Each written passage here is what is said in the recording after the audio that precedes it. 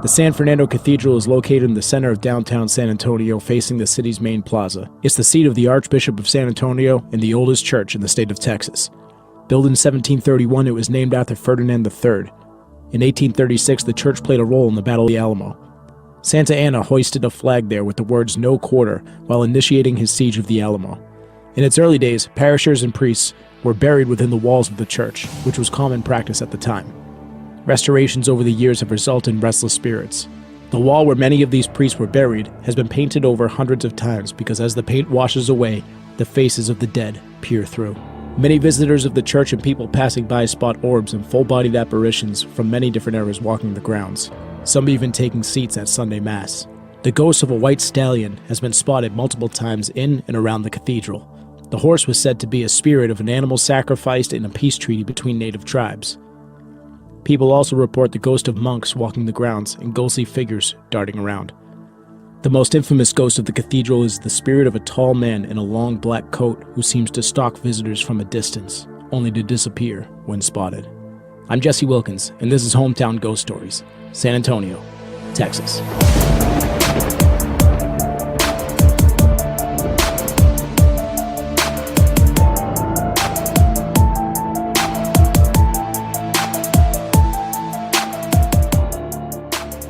The Menger Hotel. William Menger migrated from Germany to San Antonio in the early 1840s and started the Western Brewery with his partner, Charles Philip Deegan, another German brewmaster.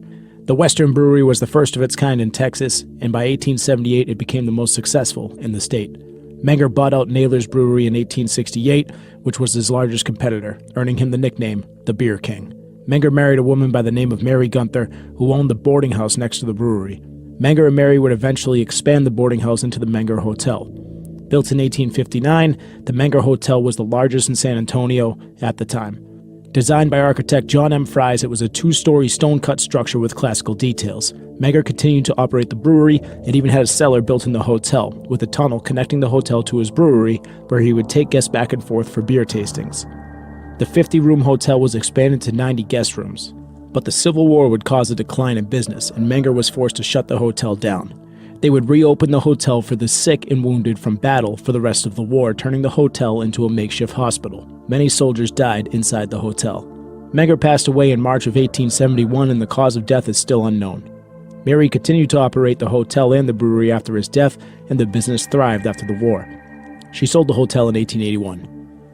The Menger Hotel welcomed some of the most famous guests in the country, including General Robert E. Lee, Ulysses S. Grant, famous authors Sidney Lanier, Oscar Wilde, and William Sidney Porter. In the early 1900s, a performer from the local fair skipped out on his bill, leaving a 750-pound alligator behind. Management at the time did not remove the alligator, but named him Bill and allowed him to roam the atrium. Teddy Roosevelt visited the hotel on multiple occasions, most famously in 1898 with his Rough Riders. He set up a recruitment headquarters at the patio of the Menger Hotel, and those who survived the war returned to the Menger Hotel in 1905 for a reunion with Teddy Roosevelt.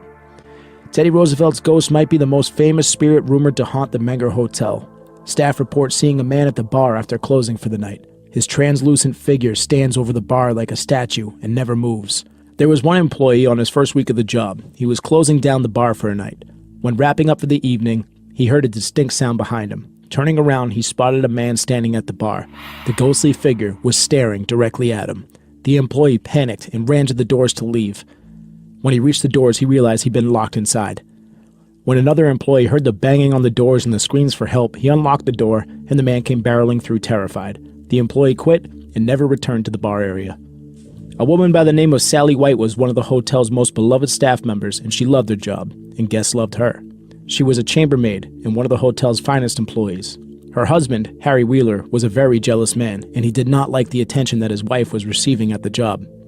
On March 28, 1876, his jealousy would be the end of Sally White. The day before, Harry threatened to murder Sally. She panicked and ran to the police station. She begged the police officers for help, and they let her stay at the courthouse for the night. They investigated the claims but found no evidence to charge Harry. Early the next morning, she returned to the house to get some items and get ready for work. Harry Wheeler was waiting with a gun. Sally ran down the street towards the hotel, but Harry was giving chase. Wheeler caught up to her, grabbed her by the throat, and shot her in the lower abdomen. She tried to escape again, and he shot her again in the back. Sally died 2 days later inside the hotel, and Wheeler escaped, never being arrested or charged for the murder. The Menger Hotel covered the cost of her funeral and for her coffin. Today, Sally's ghost is said to lurk on the 3rd floor of the Menger Hotel. She is said to pass through walls, carrying towels and sheets as if she's still working. One guest reported getting out of the shower to see Sally's ghost at the end of her bed folding towels. She ran from the room and checked out of the hotel immediately. In 1890, H. Childers, an Austin insurance agent, showed up to the bar room of the Menger Hotel where Teddy Roosevelt's ghost had been seen. He walked up to the bar, took a gun from his holster, and shot a man by the name of Jim Draper. Jim died. The motive was never revealed, and Childers was sentenced to 25 years in prison. Draper's ghost is said to be one of the 45 or more spirits that haunt the hotel. Guest reports hearing disembodied voices saying, "Why?" and "Who are you?" followed by the sound of a gunshot. In 1903, a clerk took a knife and slit his own throat in the hotel. His spirit is said to haunt the Menger Hotel, and guests have reported hearing a man gurgling on his own blood, gasping for air. The Battle of the Alamo. The Battle of the Alamo was fought in 1836 during the Texas Revolution and is considered to be the turning point in Texas's fight for independence from Mexico. Texan revolutionaries defended the Alamo for 13 days against the forces of Santa Anna, the Mexican dictator who attacked the stronghold with an army of around 1,500 troops in an attempt to take back Texas. Colonel James Neal reached out to Sam Houston for reinforcements. This is when James Bowie, Davy Crockett, and around 100 reinforcements arrived to defend the Alamo, bringing their total to only 189 troops. Santa Anna arrived waving a red flag, which meant there would be no surrender for Texans. The battle took place from February 23rd to March 6th. On the morning of March 6th, with Texan troops running out of supplies and ammunition, Santa Anna's troops would storm the Alamo, killing the remaining revolutionaries and giving chase to Sam Houston's forces. 6 weeks after the Battle of the Alamo, Santa Anna's army would make a crucial mistake and let down their guard in a small prairie called San Jacinto. The Texas army led a charge against the Mexican camp, and 18 minutes later the battle was won. How was Santa Anna caught off guard? The Mexican general was being entertained in his tent by Emily West, a 20-year-old indentured servant who had been captured by the Mexican army on April 16, 1836. She was indentured to Colonel James Morgan, which is why she took on the name Emily Morgan. She delayed Santa Anna long enough for the Texans to storm the camp, and less than 20 minutes later, the battle was won. The Emily Morgan Hotel.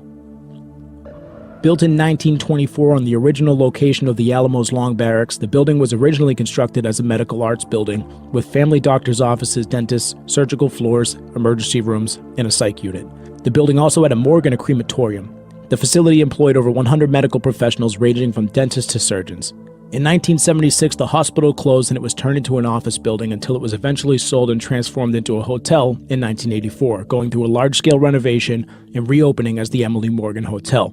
In 2012, the building was purchased by the Hilton family and turned into a DoubleTree while keeping the Emily Morgan name and undergoing another massive multi-million-dollar renovation. From the soldiers who died on the property during the Texan Revolution to the countless people who died inside the hospital and its fair share of suicides and murders as a hotel, the Emily Morgan has turned into a hotbed of paranormal activity. USA Today ranked the Emily Morgan as the 3rd most haunted hotel in the world. Several floors of the hotel are said to be extremely haunted. The 7th floor, which was the former psych ward, the 9th floor, which was the surgical floor, and the 14th floor, which was a waiting area. The basement is also said to be haunted, which was formerly the morgue. In 1984, when the building was first purchased and turned into a hotel, the construction crew entered the basement and began renovations. What they found was hundreds of boxes of human ashes from unclaimed bodies. With nowhere to put the ashes, the crew dumped out the boxes, spreading the ashes on the ground of the hotel. People report the smell of burning flesh and cremation from the basement. One local legend claims that the pool was constructed from melted down steel from hospital gurneys before it was renovated. At night, you could still hear the gurneys being wheeled down the hallways, accompanied by strange moans and labored breathing, only to reveal that nobody is walking the halls. Staff report an unusually high number of guests requesting to change rooms in the middle of the night or checking out at odd hours, many with days still on the reservations. Guests have reported doors opening and closing on their own. The bathtubs seem to turn on by themselves, and the faucets turn off and on throughout the night. The elevators have been reported to have a mind of their own, dropping customers off at the wrong floors, buttons being pressed by something unseen, and changing direction. Some guests have been reported being brought to the 9th floor, and when the doors open, they're greeted by the sight of a fully functional hospital, with doctors wheeling around patients going around their business, as if they've temporarily time-traveled back to the 1930s. When the elevator doors close and reopen, they're back at the Emily Morgan Hotel as if nothing had happened. The full-bodied apparition of a woman has been spotted on the 7th floor, with some saying that they see her flicker out of sight, followed by a blood-curdling scream echoing through the hallways. Many guests report receiving unexpected phone calls throughout the night, with someone on the other end, breathing heavily, but they never say anything. Staff report getting emergency calls from the elevator, only to reveal that nobody is inside the elevators at that time. A woman in white has been spotted roaming all around the hotel, only to disappear around a corner. The ghosts of Mexican and American soldiers have been spotted on the ground floor and the basement of the hotel. People around the hotel have reported hearing the sound of gunshots and cannon fire, as well as the smell of gunpowder and faint screams of dying soldiers. So we decided to take a trip to San Antonio to see this hotel for ourselves. Dave, Andrew, and myself flew to Texas for our first time and met up with our little brother Seth, who was stationed in the Navy out there. We arrived at the Emily Morgan Hotel and were greeted by staff, who presented us with their famous cookies. We ate the cookies, and they were delicious.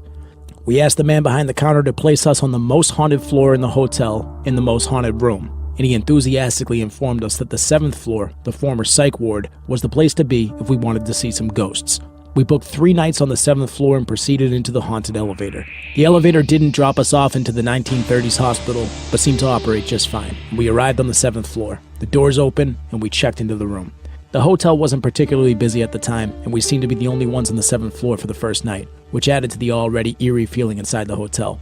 We dropped off our bags, set up a camera to roll inside the hotel room, and headed to the hotel bar in the lobby. We ordered a round of drinks and began chatting with the bartender about the location. The bartender had a few ghost stories of her own. She informed us that one night while closing up, she felt like someone was staring at her. She turned to the corner of the bar and spotted a black shadow figure in 19th century clothes staring at her with black eyes. The spirit grabbed her arm. She screamed and ran to the basement, informing staff that there was a ghost at the bar. They laughed it off and said, "Get used to it, this place is full of them." She also showed us a picture she took in the basement with a coworker, and in the live shot you could see several orbs moving around. As we finished up our drinks, a strange woman came and sat next to us at the bar. She didn't say a word. She just looked at us and hissed like a cat. This wouldn't be the first strange person we would run into in San Antonio, but it was certainly odd. The hotel was one of the coolest Gothic-looking buildings in the city. It towered over the buildings in the area, almost looking like a castle, complete with creepy gargoyles from the building's days as a hospital. Each gargoyle was depicted as suffering from a different ailment: toothache, old age, mental illness, etc. The building was quite literally next to the Alamo. When you walk out the front doors of the hotel, you're staring at the historic walls of the Alamo. For the first 2 nights, we didn't catch much in terms of paranormal evidence, but we weren't really looking. Instead, we were exploring the city, checking out the river walk, drinking heavily, and taking ghost tours. The tours were fantastic, and it took us to a bunch of locations I hadn't heard about yet. We did our fair share of research on the city before heading to Texas, which is what landed us at the Emily Morgan Hotel, but the tours were very well done. And they even showed us a series of pictures captured on their tours by guests, which showed some shocking photos of ghosts captured at the Menger Hotel and the San Fernando Cathedral. We were told that on the 12th and 14th floor of the Emily Morgan Hotel, it still smells like a hospital. Andrew, who's a firefighter and a paramedic, was unaware of these claims as we explored these floors. The second we got off the elevator to the 12th floor, the smell hit us. Andrew's exact words before any of us said anything was, formaldehyde. That's the smell of formaldehyde. On the final night of our stay, I headed back to the hotel to throw some beers on ice while Andrew and Dave met with a witch named Christian who worked at Bad Wolf Ghost Tours. Dave, Andrew, and Seth were looking to get their palms read, and I was looking to prepare for another night of too much beer and whiskey. Andrew called me and told me to, quote, "Get back here, we're conjuring demons." While intrigued, I needed to charge up my phone before I headed out for another ghost tour that night. While alone in the hotel room, I noticed that the room was a little bit colder than usual. I fired up the spirit box to see if I could communicate with any ghosts that were lingering on the 7th floor. I asked a series of the usual questions. Who are you? How many of you are here? Are you a man or a woman? With nothing solid coming through the spirit box, until I asked its name. This wouldn't be the first time in this room a voice would come through and say its name is Jesus. Now, I don't believe Jesus was using the spirit box to communicate, but it's pretty common for these evil entities to mock religion using the name of Jesus. Back at Bad Wolf Ghost Tours, Andrew, Dave, and Seth had convinced Christian to sell them a demon. That's right. As if it wasn't enough to be staying in the most haunted hotel in San Antonio, Andrew wanted to conjure up a demon, trap it in a makeshift Dibbuk box, and bring it back to the hotel.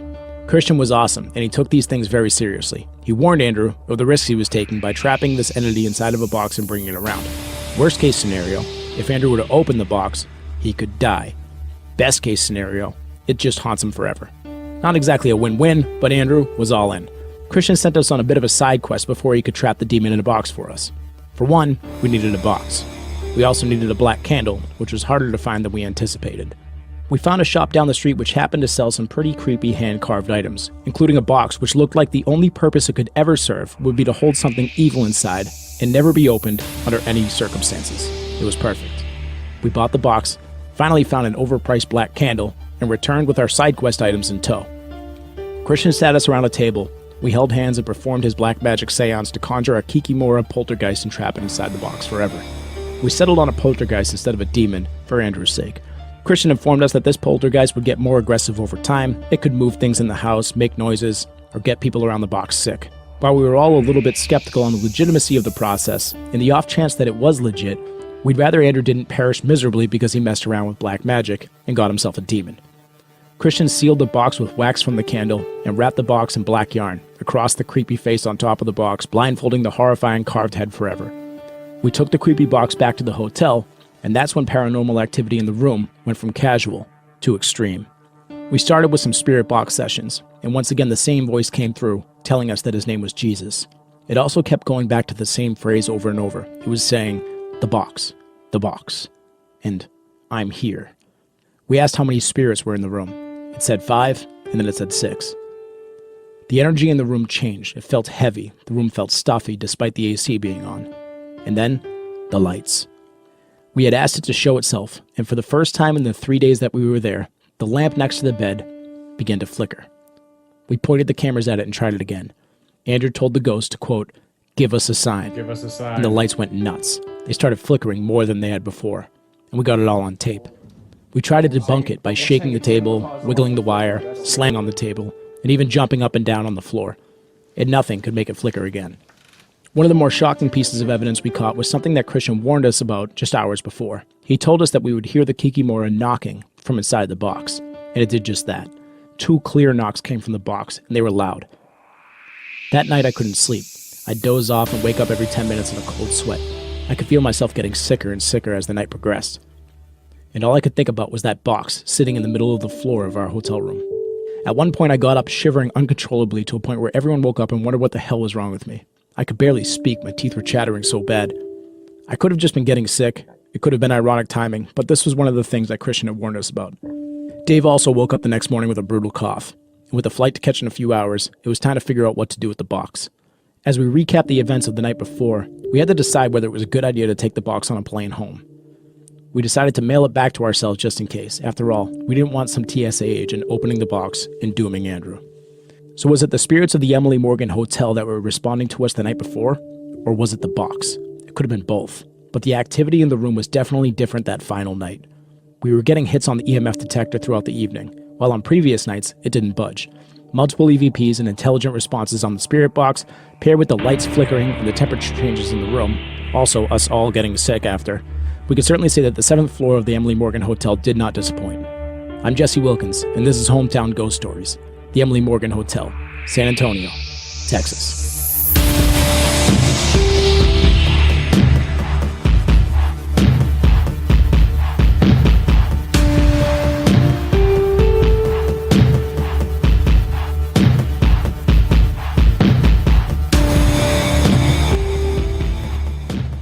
What's up, everyone? Welcome into episode number 10 of Hometown Ghost Stories. I'm Jesse Wilkins. I'm joined by Rob Coakley and Dave Wilkins. What's up, guys? How are you? What's up? Nice job. Well done. Rob, you're muted. And yeah, thank you. So this is a big episode. So first of all, that was another one where we did like an actual investigation at the location. Stayed in the city for 4 days, 3 nights. Awesome city. Saw so much. You know, it was something, man. It was very cool. And we have a couple special guests. So Andrew is going to join us. Captain Mick Slugs, featured in the video, as you saw him. Welcome into the stream, Andrew. Well, hello. Welcome. He's Captain Mick Slugs. You can check him out on TikTok. Very, very successful TikTok account. The one and only Captain Mick Slugs. In the flesh. Welcome to the show. I'm pretty sad that I wasn't able to join you guys on this trip. But It did feel slightly incomplete without your presence. Warms my heart. Yes, but it looks awesome. So I've been to to San Antonio before. Obviously, I was much younger. I was like 12 years old, so ghost hunting wasn't part of the agenda for that trip, of course, but we went to the Alamo. I honestly don't remember the Emily Morgan Hotel. I'm sure it was still there. How could Clearly, you? they Yeah. did. Well, I mean, maybe it's such a large, monolithic, ominous presence. I feel like it's hard to miss. Yeah, but it's 20 plus years ago. So True. Yeah, unless you're seeking it out. I mean, obviously it's towering over the Alamo, but you know, if you didn't know what it was, then it is what it is. So, also joining us on the show, we're going to bring in Christian, who was the witch from Bad Wolf Ghost Tours. What's up, Christian? Hello. How are you Welcome. guys? Thank you. Great. Good to see you. Good to see y'all. nice to meet you for the first time, Christian. Nice to meet you too. So we wanted to update you on the box. So obviously there's the history of the city, which we'll get into, but I wanted to bring you on and talk about the whole process that we went through, and you know what exactly we tied to Andrew, and so we settled on a poltergeist instead of a demon, which I think Yes. was probably a good decision. And why don't you just tell us a little bit about the box and what we did there? All right. So what we did was make a Dibbuk box of sorts. While my method was my own, basically what we did is we used a vessel to seal a malignant, malign, or mischievous spirit. In this case, it was more malignant than just mischievous. And seal it because, well, I was requested and I was paid for said transaction. So my morals are questionable enough to do that. But so the spirit that we did, which we didn't fully do a seance, we didn't communicate with the spirit. We did a small ritual where I bound the spirit as seen in the little bit of clips, which should have got a more flattering angle, but you know, Sorry. no, it's perfectly fine. So we used a kikimora, which is a Slavic house demon, house spirit, if you will. The term demon in Western culture is so misappropriated and bastardized that any malignant spirit people want to jump to and call it a demon, when in fact it's just, yes, it is on a darker wavelength and it will cause harm, but it's not one of the goetic demons. So it's not a true demon in that regard if we're looking at the Judeo-Christian mythos. This kikimora is poltergeist. It will knock, it will scratch, it will hide things, it may attack. It all depends on how bad we made it mad, and clearly from the activity that you guys got, we made it pretty mad, and so I conjured forth said entity and bound it where we did our little ritual. And I'm glad to see that most of the things that I said would come to pass have. So Yeah, Andrew, why don't you give us a little update? I'm sorry, Captain McSlugs. Why don't you give us a little update on you had documented a timeline of activity that's gone on since the box got to the house, and like we said in the episode, we actually decided to mail the box back just to be safe that TSA didn't open the box or safe for you guys, not the people that had to deliver it to Massachusetts. Well, at least they're that's true. I guess it probably did end up flying anyways, but we we're looking out for ourselves. We're like, do we want to get on a plane with a poltergeist? Maybe not. I think as a general rule, it's best to not, if you can avoid unleashing a poltergeist onto a plane. And if we do unleash so it, they don't have to make the Samuel L. Jackson movie about it. Yeah, let's unleash it on the mailman instead. Yeah. Whatever. You get So paid. Give All us inherent risks incurred. Give us a little timeline on what's been going on since you got the box. All right. So I received the box. It was in the morning, approximately 10:27 a.m. because I remember specifically when it arrived because that's when I got woken up by my dogs flipping out. I walked out of the bedroom. My dog Toast, who's a husky, was going absolutely ballistic. And my dog Drogo, who's also a husky, threw up right on the floor. None of these are unusual, but it did happen at the exact time that the box did arrive in the mailbox, so I thought that was odd. So I opened up the cardboard box that the box was shipped in, and it had not been opened. However, it was covered in dust already. I imagine some of the contents may have spilled out. I don't know if that means a poltergeist spilled out. Possible. Maybe it just got dusty in the transition. It could have just gotten dusty. But since then, I have not opened the box, and the box is it's doing very well. I keep it in this room where I am right now. And I haven't had anything super unexplainable happen. Doesn't it continue to attract dust? It does accumulate dust at a wild rate. It's very dusty. Every time I wipe off the dust, it gets more dust. It's Don't pretty know. weird. I keep it inside a drawer. And that's something happened in the kitchen too. Didn't you tell us about that? Yeah, Catherine and I were sitting in the living room, and we both heard a bang in the kitchen. So we went to go investigate, and we found the ceiling fan remote just in the middle of the kitchen floor. It was on a shelf above the sink. It could have just fallen, but I hadn't touched it in days. No reason for it to fall, other than a poltergeist. Other than a poltergeist, let's jump right to that. So with it continuing to collect dust, Christian, is there anything with that where it just continues to just accumulate filth? So, yes, this is one thing that can happen when you have malefic spirits.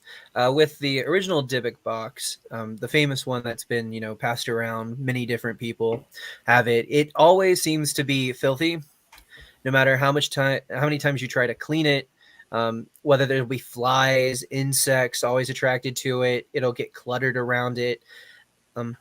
There's many different schools of thought and theories on why that is. I personally do believe that it is the spirit. It's wanting to get attention. It wants to bring whatever it can to it. And dust particles are really easy to move. The slightest breeze, the slightest breath, anything that will blow over to it. And also, if something's dusty, it obscures what it really is. And that, I believe, heightens the chance of somebody accidentally opening it or smudging it enough for it to get released. Because if you don't know what it is and no one's told you and you're just cleaning or whatnot or get curious, so who knows what could happen? You can hit a little too hard. But it could be a coincidence. Maybe the wood is magnetized or, I'm not there. I don't know your home. But I do know that this is something that does happen. And also, it seems to be another arc and plot in like horror movies. Everything's always dusty when there's something evil, quote unquote, evil around, I really do, though, think that it goes back to the idea of obscuring what it truly is. Right. Okay. So there's some legitimacy to all those claims. Then there's also, the fact that it's potentially moving stuff around inside the house. So you'll have to keep us posted, and we'll keep everybody here posted on more things that happen. I do want to bring on our final guest, which is the Kikimora box itself. Welcome to the show, Kikimora. Your mic is muted. Anyways, we'll keep yeah, I didn't want Kikimora picking up my voice. Yes. You did give it its own headset, which is nice, a beautiful candle, and an EMF detector. So I guess we'll see if any spikes happen on the EMF detector. For audio listeners, we have a separate camera going here on the YouTube stream of the actual Kikimora box. So if you want to check it out, tune into the YouTube channel and you can see the Kikimora in its box, still wrapped in yarn. So Christian, other than this particular box, do you have any other personal experiences with one or other stories from people close that you've worked with that you find more interesting than others? Well, so funny enough, where I work at a ghost tour, we really don't talk too much about ghost experiences outside, the tours themselves, which I shamelessly have not been on a full ghost tour where I work. But no, I haven't come across anyone who has came in contact with a Dibbuk box or has some spirit-bound object. I do have a lot of people, though, friend and strangers alike, that come to me asking for one, which is really weird because seems to be a hot commodity in the paranormal collectors field to want to have a potential dangerous being in their home.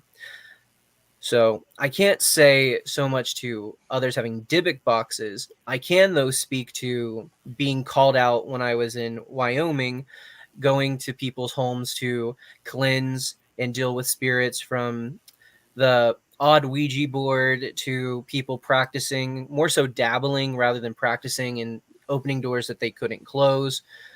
So I can speak more to that, but not so much to anyone having a Dibbuk box. Well, that kind of ties into our episode from last week. I'm not sure if you were able to check that one out, but basically what we were trying to figure out at the end of our show last week was there was a spirit that was haunting a home, and when the paranormal investigators came in, the spirit had attached itself to the teenage daughter's guitar. Okay. So it wasn't his guitar, but supposedly he had a love of music. Have you heard of stuff like that happening, where it's not his particular own item from when he was alive? Yes. So spirits, more so of the departed, those who were once human, that have moved on, they still retain their personality. What they like in life is what they still like in death. And if this spirit, whatever manner that it became attached or bound into that home, would go after anything that made it feel, happy, like we do. If that individual spirit liked music, it only makes sense that it would go to a musical object. Some spirits, though, have extreme jealousy. So if anyone may have touched that guitar, I don't know if anyone did, but the spirit might act out because it's tethering them further to the mortal plane, if you will, the realm in which we exist. And so I believe that, yeah, and I have seen spirits attach themselves to objects or things that they like in that regard. In my workings as a paranormal investigator and being called out when things went too far bumpy in the night that people couldn't handle it. So yeah, that makes absolute sense. When you say you got called out, do you mean like they're It means like literally, not figuratively. Yes, Right. People would call me in the middle of the night, ranging anywhere from midnight to 4:30 in the morning, because my number got passed around. People knew who I was. So you were getting called out to go help Called them with out that to situation. locations. Oh, okay. I thought you meant you Yes. were called out like, hey, what the hell? Okay. Oh, that I too. understand now. I got that side of it as well. It's not all just like, oh yeah, go call the witch. No, it's like you called the witch. He's going to hell, and I'm like, well, if I'm going, I'll take the spirit with me. I don't know what you want, but But yeah, no, I've had both being called out in public for being a witch, getting threats and some slanders towards me, and then also literally being called on the phone by people, hey, I can't sleep, something's going on, please come down here. And So apparently what do you do in those situations? You go there and you just kind of cleanse the area and Well, so first I go there. I want to calm the person down as much as I can because not all the time is a spirit there. The person can just be freaking themselves out. Hyper imaginations and active imaginations are a thing. And if you're in an older house, yeah, it's going to make sounds. There could be animals in there. So my first thing that I do, I get there, I talk to them. I hear what they have to say. I don't talk. Besides asking, some important questions to try to determine what it is, but I want to make sure that they feel comfortable. And then I will ask them if they mind if I walk around the house to see if I get anything. And they're more than welcome to accompany me. Most of them do. And I really encourage that because it makes them feel secure. They don't want to be alone anyways. So we'll walk the house. I'll see if I get anything, if I feel anything. And then if there is something there or if there's not, I will still do a minor cleansing. It makes them feel comfortable, gives them that security. And I normally bring a charm that I made myself and I give it to them, say, okay, look, keep this close. This will help you get through the night. Tomorrow, if the activity is still, going on, please call me back. Now, if it is in the terms of something extreme going on, then I'll get to work right then and there if they want, or if they do believe that they can hold out till daylight, then I go there and I'll spend hours doing everything that I can to ward, protect, and remove. Awesome. Wow. So that's pretty cool. It's cool that you do like house calls on these situations. Go ahead, Rob. Do you have a particular case that you remember that just like stands out more than the others that you wanted to share? So I have two cases that really stand out, but they're very different. Because one was of a malicious spirit, someone that was intentionally trying to harm me and the individual. The other one is often overlooked. It was a land spirit who was just mad. And so the way that they acted were very different, but the one where the malicious spirit was very pervasive, I was called out to this trailer park. I think it's called Sage View was the name of the trailer park. But anyways, or Purple Sage. However, I get called out there in the middle of the night. It was 2:30. I remember it. This person calls me as a lady, and she's like, "Hey, are you Christian? My friend told me about you. You did their cards. You did a cleansing for them. They tell me that, and they told them about what I did." And I was like, "Yep, that's me." And my insomniatic self was like, I was already up, so why not have a 2:30 in the morning conversation? I tell them, all right, meet me at the parking lot of the local grocery store, Smith's. So we get there, and this person comes out, and they're shaking, they're trembling, they're holding their crucifix necklace that they have, and you could tell they just got done crying. Something was really flustering them. And so I talk to them, I try to calm them down, ask them what's going on. They told me that there's something in their house and it goes into their room and the doors won't stop slamming. They can't get a good night's sleep. There's burning. And I'm like, okay, well, clearly they need help. I asked them if they want me to come over that night or do they have a place to stay? What do they want? And they said they're going to spend the night at their friend's house if they wouldn't mind me coming over in the morning. I said, sure, I'll be over whatever time. So the time comes around, I think it was like 10:30 in the morning. They just got their child to school and they were settling down in the house trying to clean. I get there and it was really weird because driving to the address, I was like, I've been to this trailer park before. I have friends that live there. It just feels weird. And that could just be me going into my own head. That could possibly be possible. I'm, trying to mentally prepare myself for the worst or possibly the best. But I'm going there and I just start getting this cloudiness, like almost like a sinus pressure headache. It's slowly growing and my anxiety is building. And so I get there and I'm looking at it and it's not a house that you would suspect. It's not a trailer. It just looks like an average day trailer. And then I cross over into the property from the fence and I go to the door and it just feels off. And I'm like, okay, so I knock on the door, they let me in. And just in the house, it's just etherically quiet, like eerily quiet. And that's the first thing. Like, they shouldn't be that quiet. The wind's blowing outside. In a trailer park too. It's like you expect that always to be kind of. You should be able to hear everything going on, right? Indeed, and that was a real something's going on. And so I talk to them. I say, this is what we're going to do with your allowance of it. I'm going to go to each room. I'm going to do a minor banishing ritual. I would like you to keep the back door open, close the front door. And then once I'm done, I'm going to continue my ritual using my broom that I brought to sweep out the bad spirits, and then I'm going to ward. And so they said, okay, thank you. I go through there. I'm going from one end of the house to the other. I start with the youngest kid's room, the bathroom, and then I make my way throughout the house. And as I'm going, I pass one door, and that's just when the chill hit me, and I start to tear up. Now, that's my sign that there's a spirit there, is that my eyes will get watery for no reason. I could be the happiest person in the world and then just tears. That's always been my signal since I was a kid, that there is something here, and then the chill doesn't help. So I'm like, all right, I'm going to deal with this room last. I go around into it, and I'm starting to get goosebumps just rethinking it. I go into the room. They have a blue curtain, so it has this really weird just blue tint as the sun's coming through. The closet door was open. It's always the closets. It's always the closets that get me. And I'm like, all right, gotta go there. Seen too much Annabelle. It's fine. I go in through there. I get the closet. Nothing was in there. Great. And I go from each corner, and I'm about to get back to the door, and that's when I feel it. Something grabs me back. Doesn't push me forward. It grabs me back. And I turn around. Nothing's there. So my mind, something's trying to distract me. It doesn't want me to continue what I'm doing. It wants me to pay attention. Not going to do it. I want to finish what's going on. I leave the room, and I just start coughing.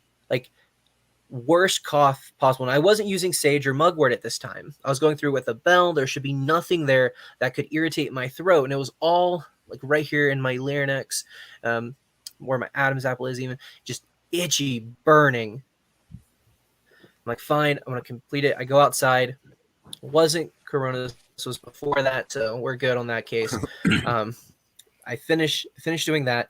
And I'm like, all right, here, keep this bell with you. Ring it 3 times. And say the incantation that I gave them. That will keep you well for tonight. I'm not quite sure what it is yet. Do you mind if I go in with the lights off and so I start taking pictures to see if I can get any orbs, any apparition? And they said, yes, please. Go through there. No orbs, no nothing. So, all right. So I thought maybe I was just getting in my own head. I was jerking myself back. I said, well, please call me. I'm going to go do some further research on the property if I can to see if anything's going on. But I do need you to be honest with me. Has anyone practiced anything, tried to do anything here? And she's like, no, no one has. I felt like maybe she's just uncomfortable. It's a very religious area where I'm at, and I understand talking about that, let alone going to me out of all people. It's a spiritual uncomfortability. I understand that. It was just odd. So I go. Was this in Texas? No, this was in Wyoming. I've only okay. recently moved back to Texas back this October. All right. So I go back home that night. I get another call. And it wasn't the same number. I'm like, okay. Hello, Christian Stout speaking. How may I assist you? And they were like, hey, I'm the boyfriend of such and such. Shit's going on. Excuse my language. I'm sorry for cussing. That's okay. You're fine. I was just saying what he was. And we need you back. And I'm like, okay. This was around 9:30 at night. So, early evening, late evening. I go back there and he's sitting there. She's sitting on the couch and she looks uncomfortable and he looks mad. And I'm like, oh, do they think they get the wrong idea? Was that what this? No. It's just like, she didn't tell you the truth. She had a Ouija board. She was doing this. And my first thing is that Ouija boards aren't bad. They're only harmful in the hands of the inept and stupid teenagers at that point. If you don't know how to use it and you don't appreciate it, then it can cause issues. But on its own, having a Ouija board is not going to do anything. It's just like having any plank of wood in your house. But anyways, she tried to burn it and bury it under their front doorstep. Like, because it went up like a little stairwell up to their door. Why did she do that? I can't really say. She never really gave an answer as to why. I would say because she was shameful. Maybe things were happening and she thought destroying the board was the best option and she was trying to hide it. I get it being in a heavily Mormon and Catholic area. Sorry, Okay. LDS. Yeah, no, that makes sense. Yeah. So I get it. But at the same time, I would definitely not recommend lighting something on fire and then throwing it underneath your house. That seems like a bad idea. Yes. Remember, fire safety, no matter, even if you're spiritually awake or not. Don't burn something under your house. And so I asked if it's still there. They said yes. So I go there. I find the pieces. They weren't even burnt all the way. They're just a little bit charred. Some of it, was burnt. So I get it. And I'm like, why didn't you just tell me when I asked you, was anyone doing anything? And, she's like, I'm like, all right, fine. However, I take the pieces and I do tell them that this was a door and now you just took the door off its hinges. What do you want me to do in this case? They're like, well, can you close the door? I'm like, we can make a new door or attempt to, but you've now opened. I really don't like the term portal, but you've made a little incision between the veils, if you will, and you're going to allow spiritual energy to flow through because you've tried to connect to the other side. So I'm told them I'll get my friends to see if they'll come by. I have a small little group that we all practice together, and I get them. They come over, and we go to the rooms. And we're just like, all right, we're going to just try to seal it in every way possible. We have the items. We put it in my hand-hammered copper cauldron. It's great. It's beautiful. I'll send you guys a picture of it one day. Put it in there. I take my Florida water. I douse it. I add my herbs, which I was then using mandrake root, a little bit of wolfsbane. It's just a really pretty flower, but mostly of it was rose petals, thyme, rosemary, and cinnamon was the main parts of it beyond those two just witchy sounding herbs that I had, which their magical properties do line up with protection though. So I do that. We're about to burn it to get the energy flowing, get the smoke up to start what is known as smudging. Most people do smudging with mugwort or sage. Is when you have the bundle and the feather in your hand, you're going around. We're doing that, and that's when the activity started. We heard an audible growl coming out of the bedroom. Oh, the chills. And I have to go back there. That's where it is. We start back in that room and push it across the house, but it did not want to leave. The clothes started rustling in the closet. The bed was shaking. It was just very intense, and the goosebumps. That was the only time I was actually terrified in my work.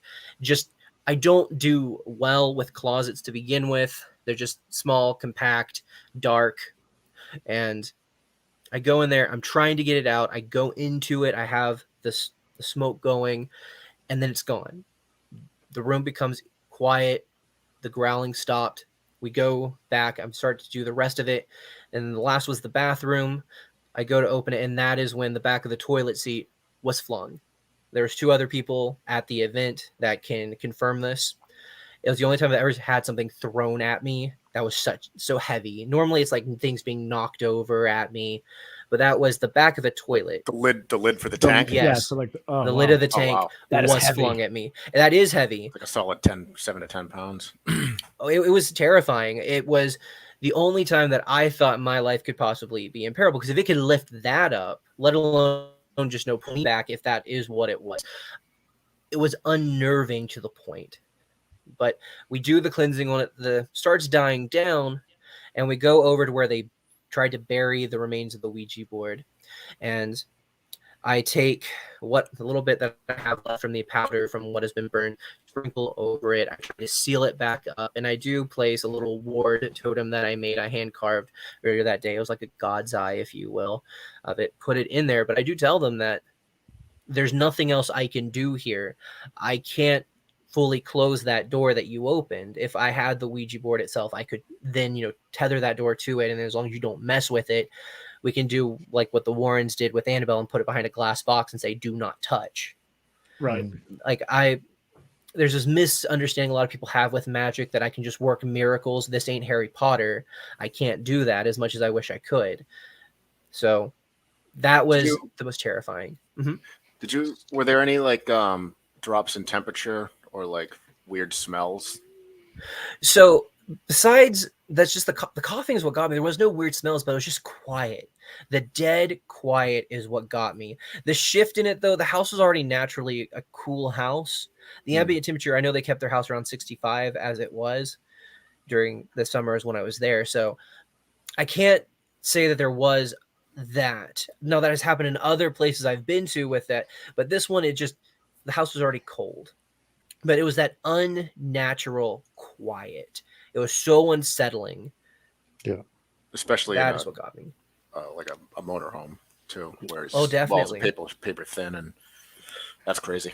So 2 things real quick. The goosebumps thing, I feel you on that, because like every time I tell the story of the North Street house, which was episode 1 of this series, when I talk about a specific part, I still get the goosebumps every time I tell the story.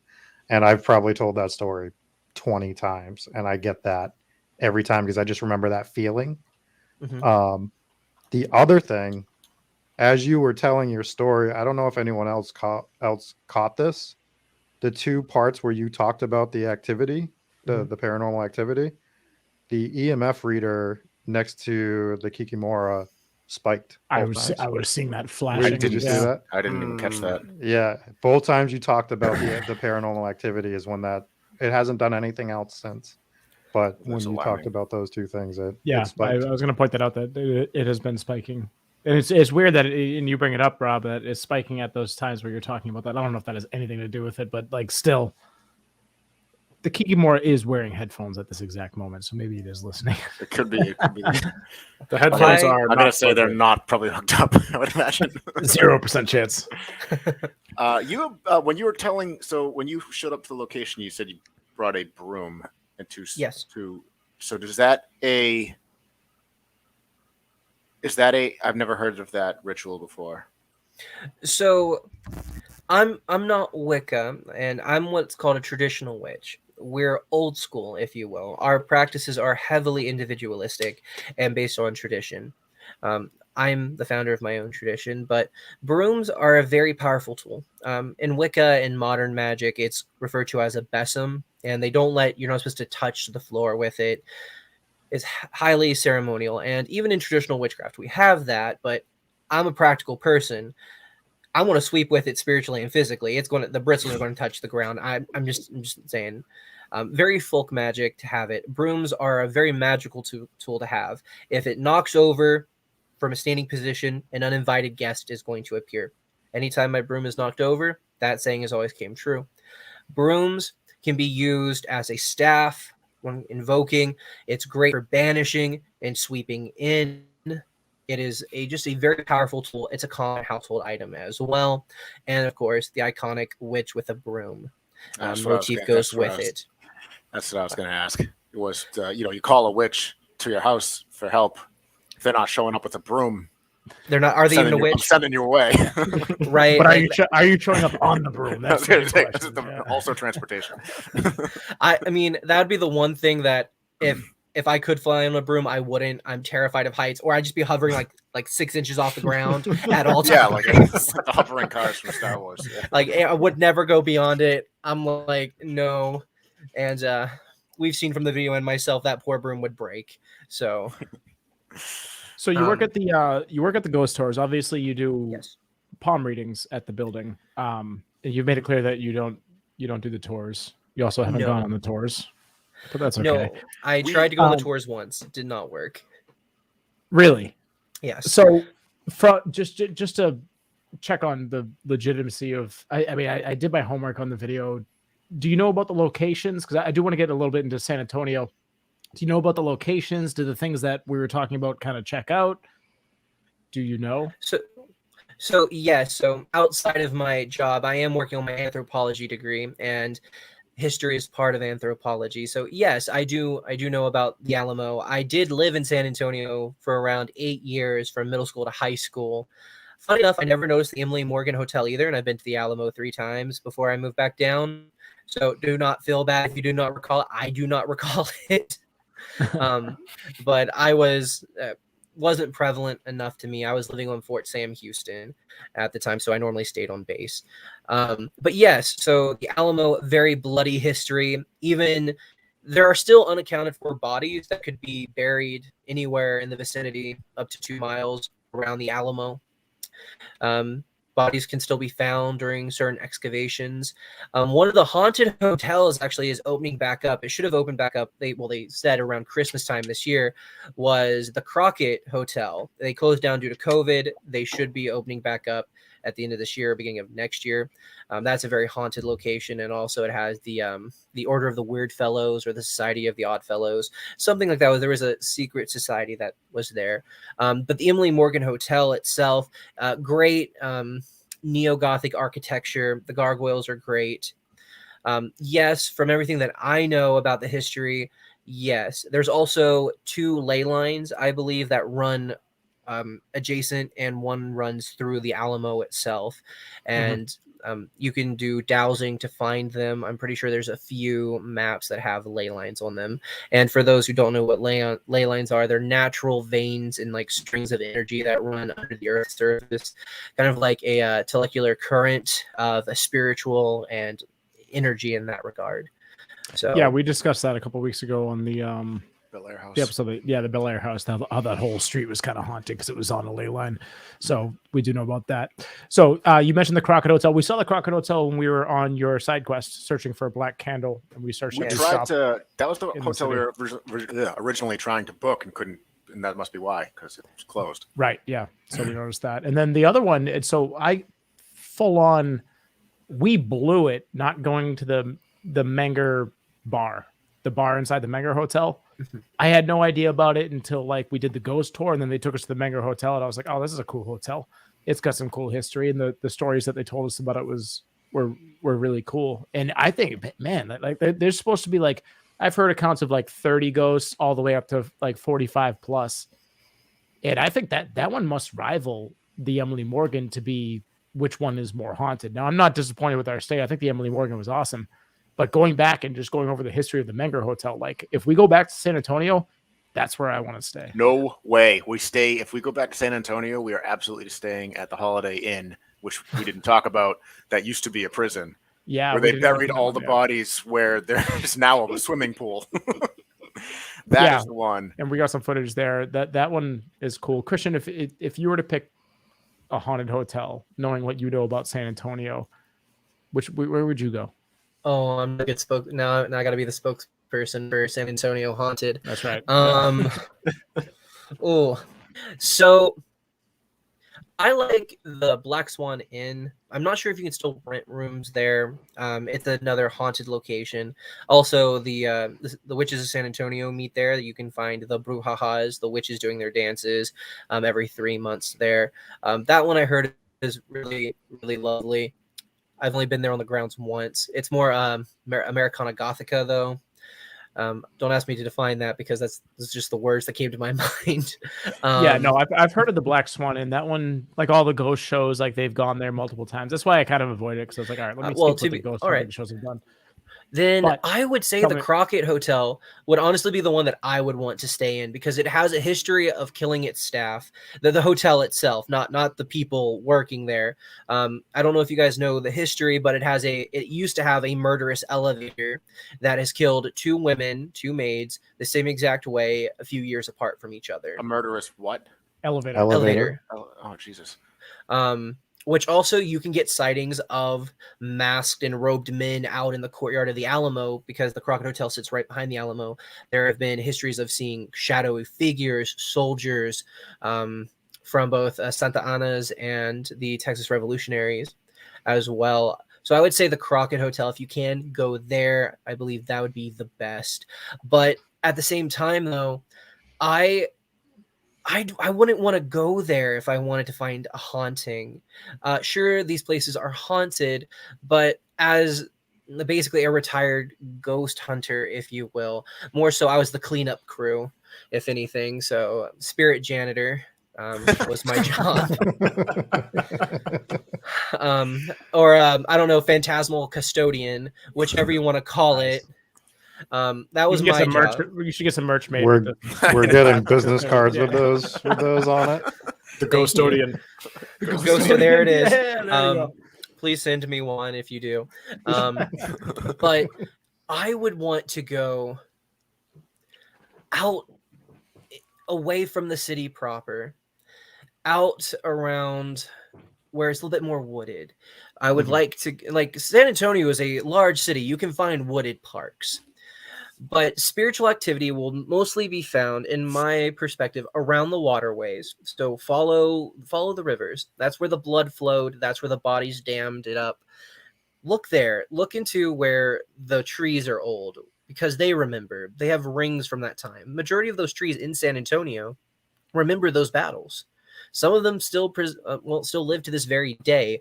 Oak trees are very powerful trees. So where an oak is, you'll find activity, whether that's from the nature spirits or from history itself. But outside of that, it's the quiet places, not the hustle and bustle that you'll find your true terrifying spirits and some of your saddest stories. Also, railways. Anywhere there's a railroad track, you will find spiritual activity. So that's what I would say. So as the person that didn't get to go on this trip, I just want to ask Jesse, Dave, and Andrew, when you were in San Antonio, was there a particular place that you felt like you were experiencing more, or that you were like, damn, other than obviously the Menger Hotel for you, Jesse, but is there like a place where you're like, man, I wish we could spend more time in this particular place? Or was the Emily Morgan where you guys were like on that last night just like, this is what we came for? Yeah, I mean, the Emily Morgan for me anyways was from the moment we stepped in there. I mean, the lobby was really nice. You felt like you were at, Foxwoods or something like that. Like it was a beautiful lobby, but as soon as you got in the elevator and got off at the floor, you're like, ooh, like it was kind of had like a heavy feeling to it. Mhm. And you knew that like something's off with this building. And Yeah. so, I mean, we didn't do much in terms of investigating the first couple of nights. We were kind of, we were linking up with Seth and we were, exploring the city and going down the river walk and checking out restaurants and stuff like that. So once we sobered up, night 3, that's when like we started actually like, all right, let's look into this stuff. And that's when shit started going crazy. And we're like, man, like this is it. But, and I'm just saying, just out of the research that I've done since the trip, now I'm like, damn, I want to stay at the Menger. I want to go drink in that bar with Teddy Roosevelt's ghost. That's where I'm like, that's where I want to go next time. What about It's you, definitely Andrew? not a ghost I can think of that I would want to drink at a bar with more than Teddy Roosevelt's. That's the Sounds one. pretty good. For me, it was the the Holiday Inn there that I just talked about. Right. There used to be a prison. They used to hang people in the prison, like they hang prisoners there, and then bury them on the property. And they say that there's just tons of activity there, and to the point where I was like, I'm listening, I'm like we stayed at the wrong one, man. And it's the building. It's like they painted it like a Holiday Inn, but they weren't allowed to structurally change anything. They wanted to change it. They wanted to, but that building is a prison painted like an old 1800s prison painted in Holiday Inn colors, which is preposterous. But yeah, they still have the bars on the windows. Like it's still a prison. Yeah, the historical society wouldn't let them change the actual structure of their building, but that's a cool looking building. It's not as cool looking as the Emily Morgan, but. What about you, Andrew?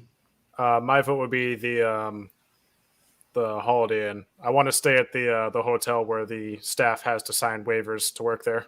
Yeah, they mentioned that on the tour. That is pretty cool. Oh, and about the tour, to be fair, Christian, we signed up for your competitors' tour before we met you guys. So we actually thought about it. We're like, we should cancel and do this tour. And we're like, let's not do that. It's nothing personal. Nothing personal. No hard feelings. I understand it.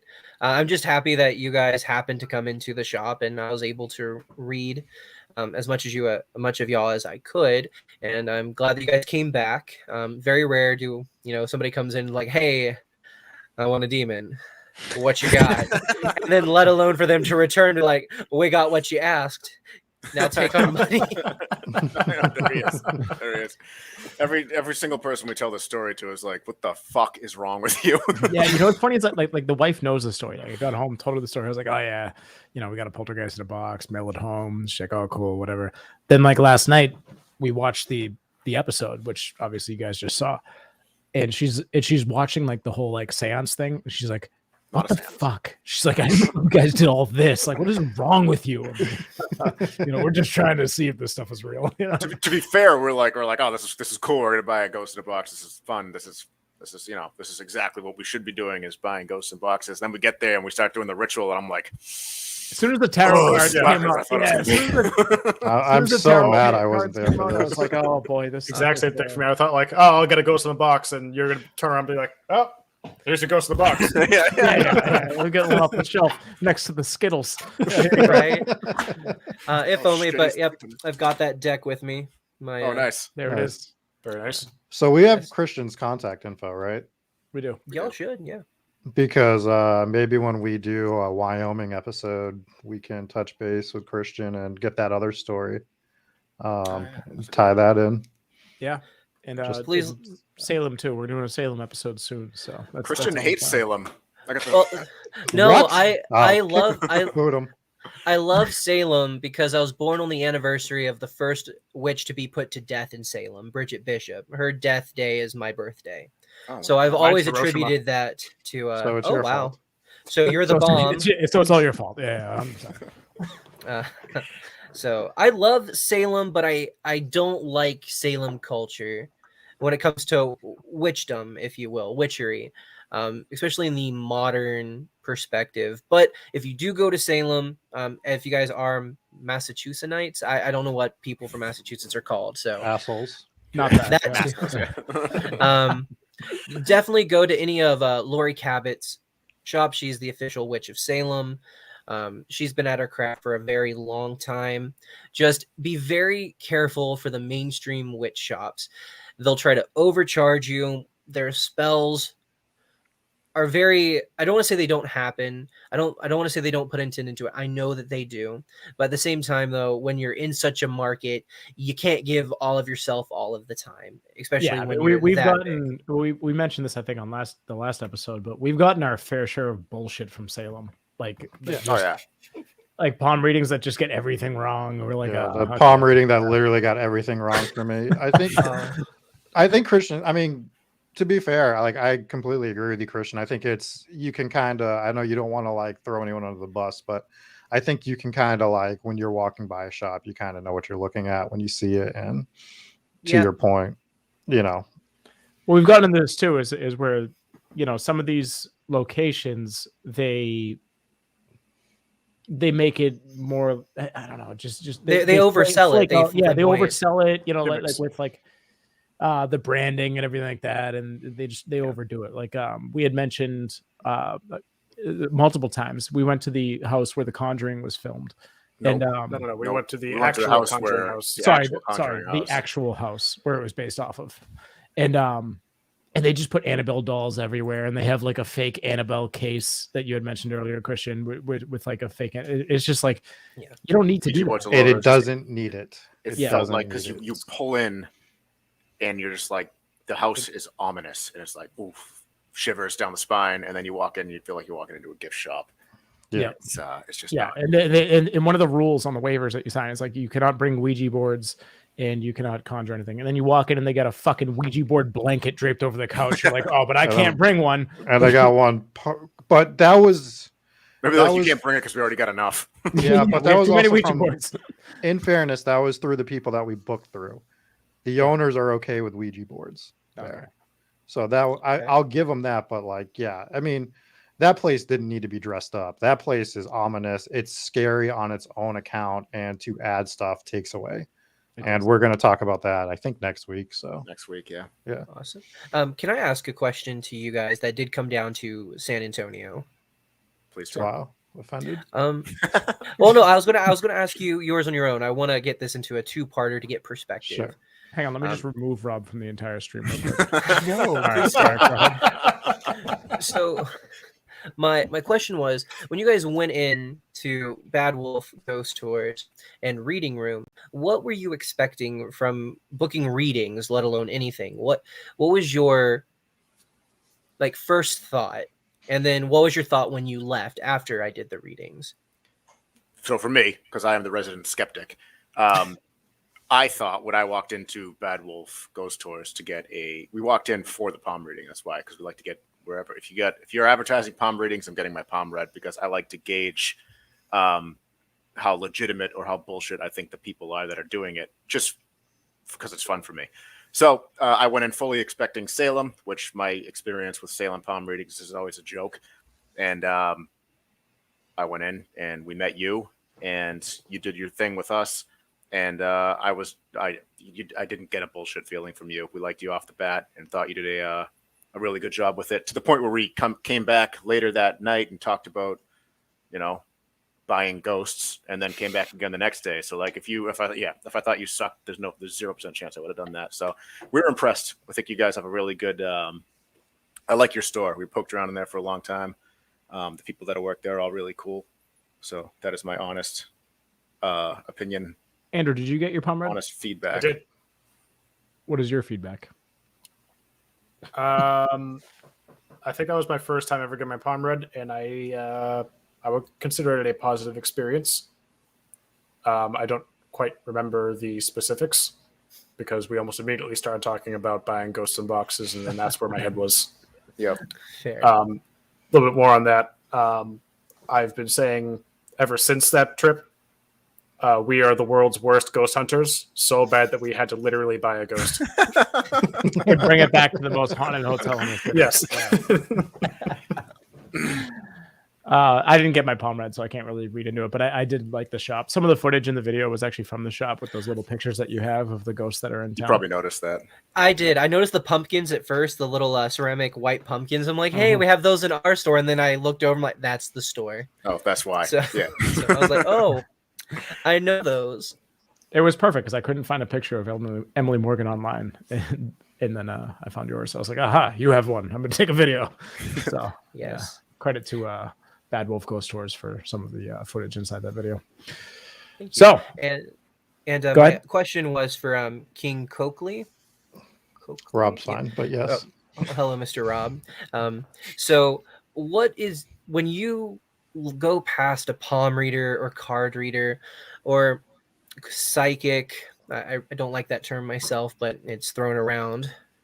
So what is your first impression? And then afterwards, have you ever came across an accurate one? Have you found people who act as a good representative of the occult community through divination?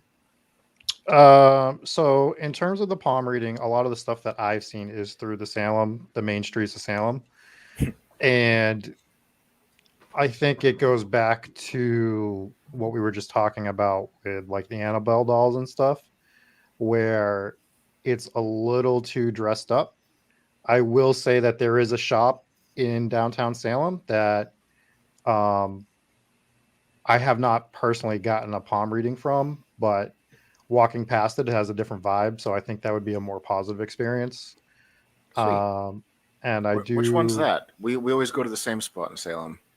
Yeah, so I don't know if I went to it with you guys, but there's it's not the very main Essex Street. It's down around the corner, I believe. We'll check it out next time we go. I'm sure we're gonna go soon. Yeah.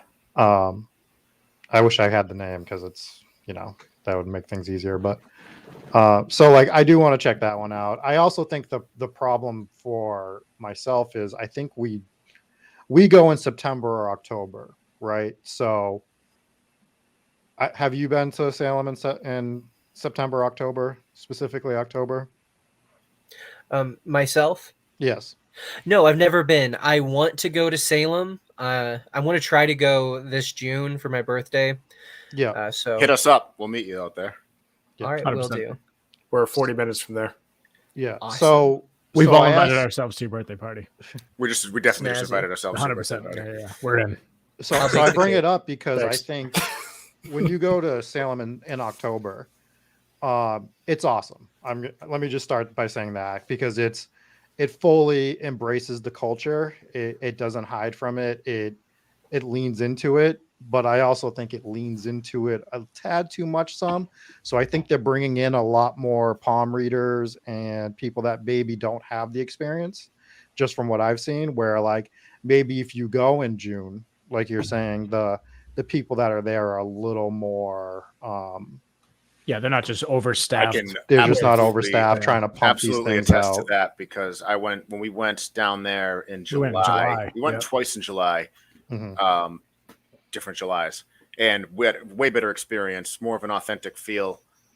Whereas when we went and went and got our palms read in October, it was really close to Halloween. I had a feeling that the person reading my palm was just like Just hired, hired. making paid by the hour, like not Yeah. anyone of any significance. They're just like someone who applied for a job and got the job and was like, guess.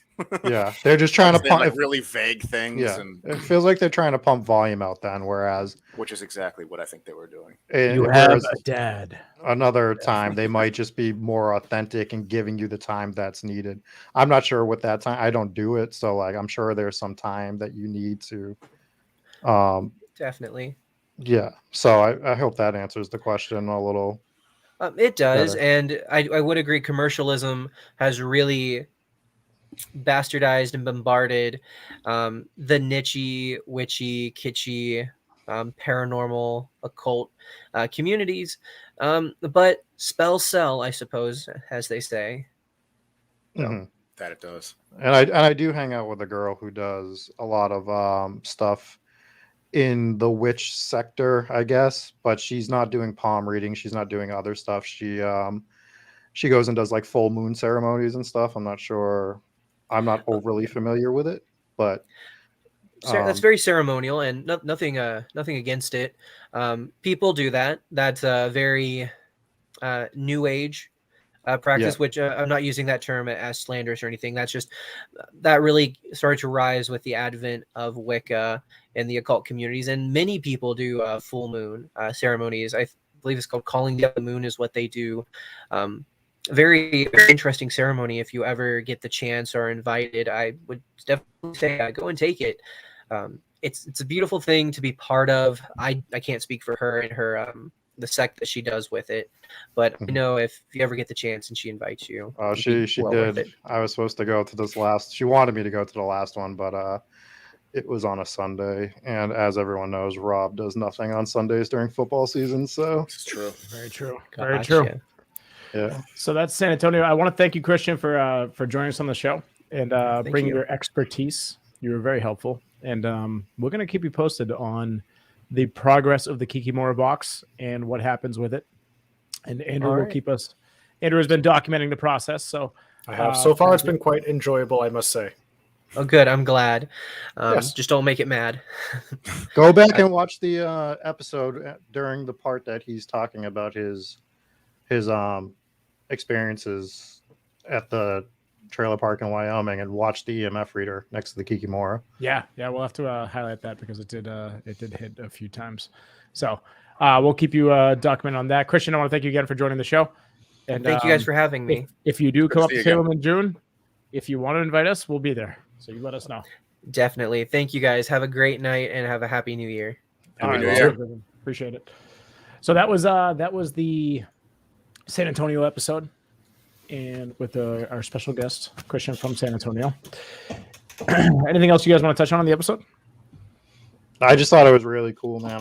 Like I said, I legitimately wish that was one that I could have gone on. The Emily Morgan looked amazing, even One if of it the was coolest looking buildings I've ever seen. Yeah, Like, just I walked for by that that. building, I was like, I just want to go into that building. It was really cool to be able to spend a few nights there and experience that. Yeah, I think that's going to be the problem with cities that we do get to go to.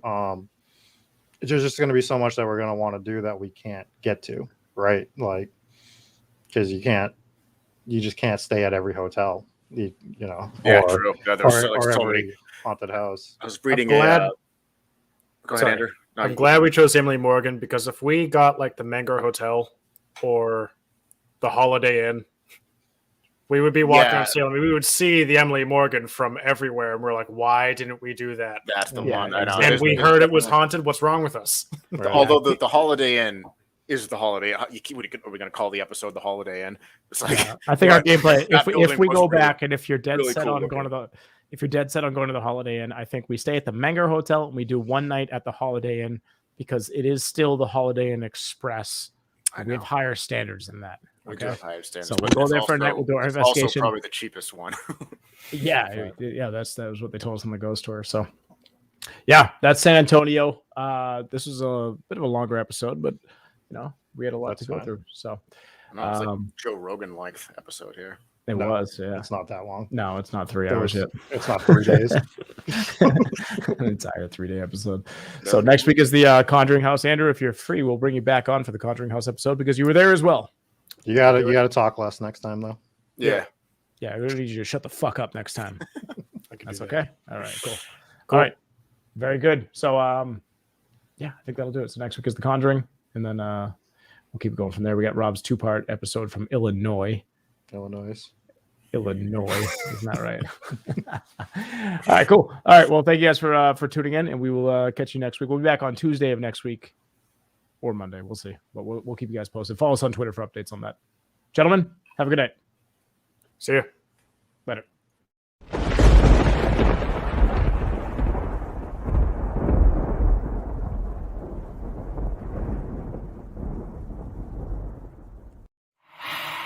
Hey guys, I'm Jesse Wilkins from Hometown Ghost Stories. I want to thank you so much for watching this episode.